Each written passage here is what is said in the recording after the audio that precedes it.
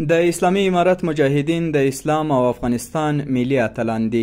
د باختر اطلاعاتي اژانس مبصر ترحمدین ولاندې په کړې تبصره کې ویلي موږ او تاسو هره ورځ د اتل او اتلانو کلمې اورو او یا هم خپلو منځو کې پرې خبرې کوو، خو ښایي ډیری پر دې پوه نه شو چې ملي او یا هم د اسلام په کچه اتل او اتلان چاته ویل کیږي او یو اتل باید کومې ځانګړنې ولري. مبصر زیاته کړې لومړی باید د اسلامي نړۍ او یا د افغانستان په کچه د ملي اتل یا اتلانو پر تعریف پوه شو ترڅو وکولی شو په راتلونکي کې خپل اتلان وپیژنو. د هیواد په کچه اتل هغه چاته ویل کیږي چې کابو ټوله جغرافیه کې میشتو اوسیدونکو ته ګران او فعالیتونه یې ورته منلي وي، نه داسې چې د ټول هیواد په یوه وړه جغرافیه کې خلکو ته منلی وي او بس.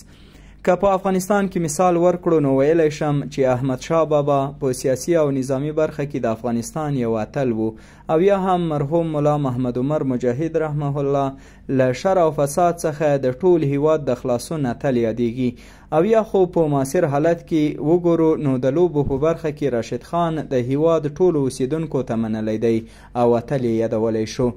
دغه راز د اسلامي نړۍ په کچه هم حضرت عمر رضی الله تعالی عنه،